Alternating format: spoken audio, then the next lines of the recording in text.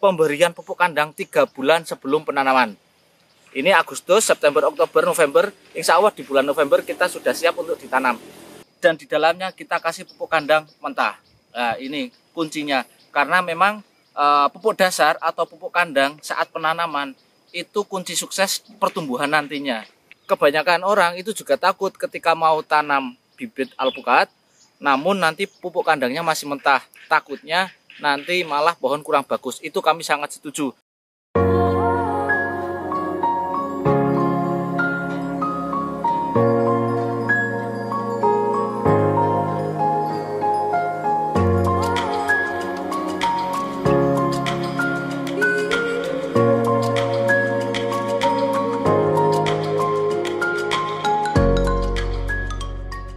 Jumpa lagi dengan kami di channel bibitbuahku.com. Di video kali ini kami akan memberikan tips beberapa pengalaman kami dan beberapa customer kami penanaman alpukat yang rencananya nanti menunggu saat musim hujan, yaitu perkiraan di bulan November.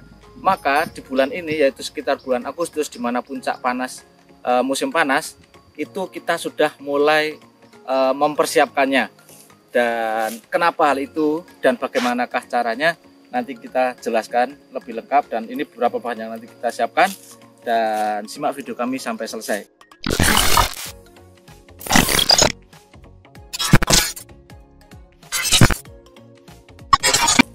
Ini adalah bibit alpukat Roro yang sudah besar. Kemarin ada customer yang tanya bibit alpukat Roro apakah ada yang besar? Ada. Ini Roro Subaka, dan kita mau langsung ke sini.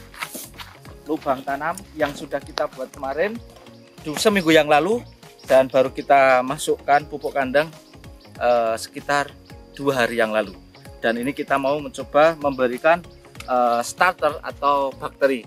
Jadi bagi Anda yang ingin menanam di bulan November dengan pertimbangan menunggu musim hujan, dimana karena kebun masih belum ada persiapan irigasi, maka kami sarankan di bulan Agustus ini mulailah membuat lubang tanam. Kenapa hal itu kami lakukan? Karena beberapa tips ini, pengalaman ini banyak sudah dibuktikan dan hasilnya cukup bagus. Kenapa? Yaitu di sini di depan kami, di depan saya ini ada lubang tanam ukuran 70-70, dan ini kita buat di saat musim kemarau. Dan di dalamnya kita kasih pupuk kandang mentah. Nah, ini kuncinya. Karena memang pupuk dasar atau pupuk kandang saat penanaman itu kunci sukses pertumbuhan nantinya. Ini sangat berpengaruh, dan ketika tahap ini Anda kurang maksimal, Anda biasanya akan susah untuk memperbaikinya karena posisi bibit sudah ditanam. Maka ketika mau merubah lagi harus bongkar lagi. Maka persiapkanlah lebih awal dan persiapkan lebih matang-matang saat sebelum penanaman. Jadi kebanyakan orang itu juga takut ketika mau tanam bibit alpukat, namun nanti pupuk kandangnya masih mentah. Takutnya nanti malah pohon kurang bagus. Itu kami sangat setuju, dan kami pernah buat videonya. Untuk selengkapnya bisa Anda cek di kolom atas video ini. Mengapa kami lakukan saat ini? Ini solusi bagi Anda yang kurang waktu atau kurang tempat untuk membuat pupuk fermentasi dalam satu tempat. Karena memang bagi kami 2 kali kerja ketika kita harus membeli pupuk kandang, di mana itu sudah di dalam sak, kemudian kita suntek atau kita jadikan dalam satu tempat, dan itu kita keluarkan dari sak, kemudian kita buat fermentasi dalam satu tempat tersebut.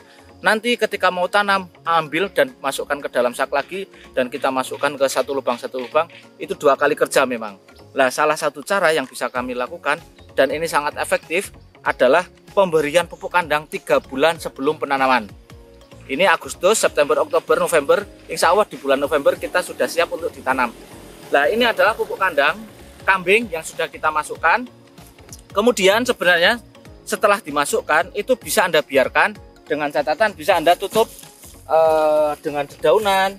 Misal kita tutup dengan dedaunan apapun, atau mungkin dengan tanah tipis-tipis yang nantinya proses fermentasi tersebut bakteri tidak terpapar sinar matahari langsung. Karena apa? Karena ketika terpapar sinar matahari langsung, beberapa sel dalam mikroorganisme itu mati atau rusak, sehingga kurang efektif.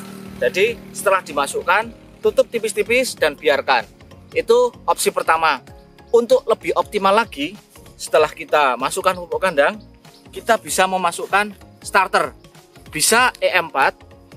Kita ada 2 starter. Bentar.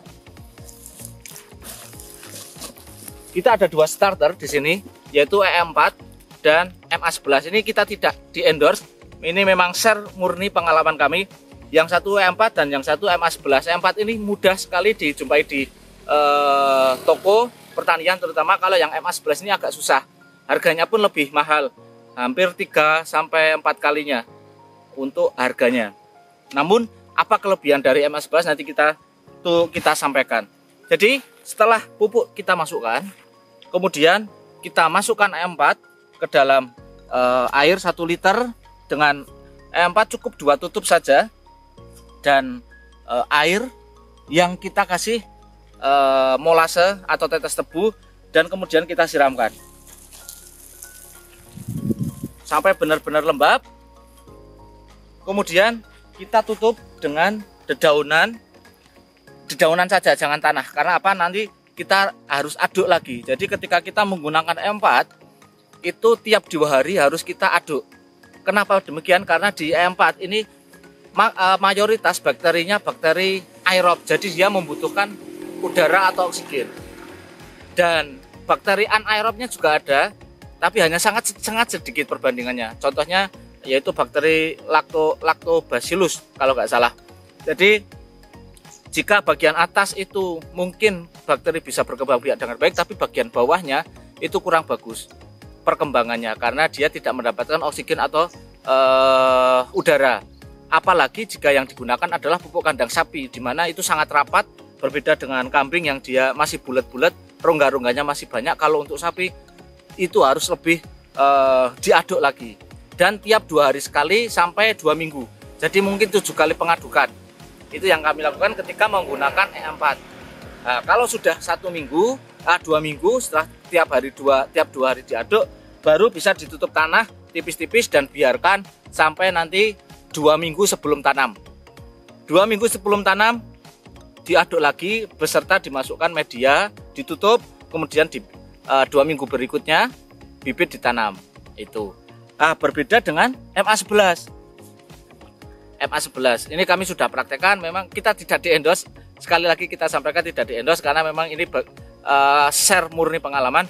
Jadi ketika menggunakan MA11 itu sama, bisa 1 tutup 2 tutup per 1 liter, kemudian kita siramkan sampai lembat dan langsung tutup dengan tanah tipis, itu tidak masalah. Karena apa? Dalam MA11 bakteri yang terkandung itu hampir seimbang antara aerob dan anaerob. Jadi ketika tertutup, bakteri tetap bisa bekerja tanpa kita harus mengaduk. Jadi ini keunggulannya ketika Anda punya lokasi yang cukup luas, katakan 2 hektar atau 1 hektar yang lubangnya sekitar 400 sampai 800 lubang, akan cukup susah ketika Anda harus tiap 2 hari mengaduk. Keunggulan dari MA11 adalah Anda biarkan, setelah itu Anda biarkan saja sampai nanti 2 minggu sebelum tanam, baru nanti diaduk dengan media dan kita tutup timbun lubang tanam ini. Jadi keunggulan dari MA11 ini adalah kita tidak harus mengaduk tiap 2 hari sekali karena bakterinya sudah terkandung anaerob dan aerob yang perbandingannya hampir seimbang. Itu, dan mungkin itu dari kami, sehingga nanti harapannya lubang tanam yang sudah kita buat itu mengandung unsur hara yang sudah cukup banyak karena sudah ada pupuk kandang yang sudah kita fermentasi. Ini lebih efektif ketika daripada Anda harus menunggu mendekati saat penanaman. Itu, dan berapakah jumlah pupuk kandang yang kita masukkan? Ini kemarin kita buat luas lubang tanam dengan 70 kedalaman 80 cm, dan kita masukkan 2 karung pupuk kandang kambing yang karungnya itu karung beras 25 kilo. Jadi cukup banyak. Di tempat kami 1 karungnya sekitar 15.000. Jadi 30.000 pupuk kandang kambing itu kita masukkan ke lubang tanam ini.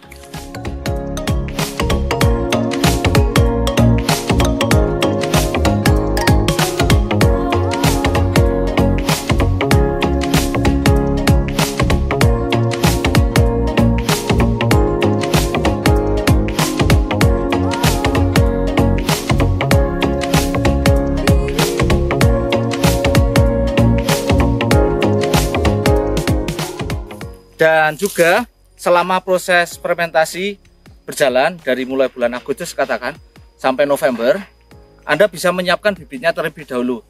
Kenapa? Karena pengalaman kami dan tips dari kami, saat bibit baru datang jangan langsung ditanam.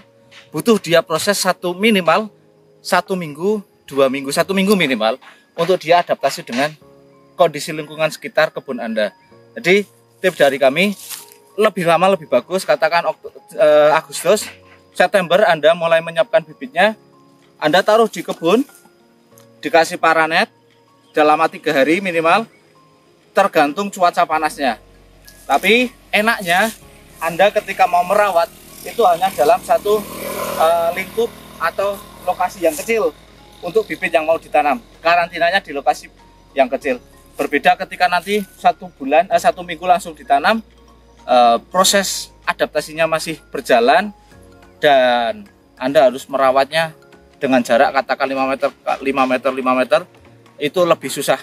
Lebih baik minimal 1 bulan sebelumnya Anda sudah siapkan, lebih lama lebih bagus, kemudian Anda rawat dulu, biarkan dia adaptasi dengan lingkungan sekitar kebun Anda.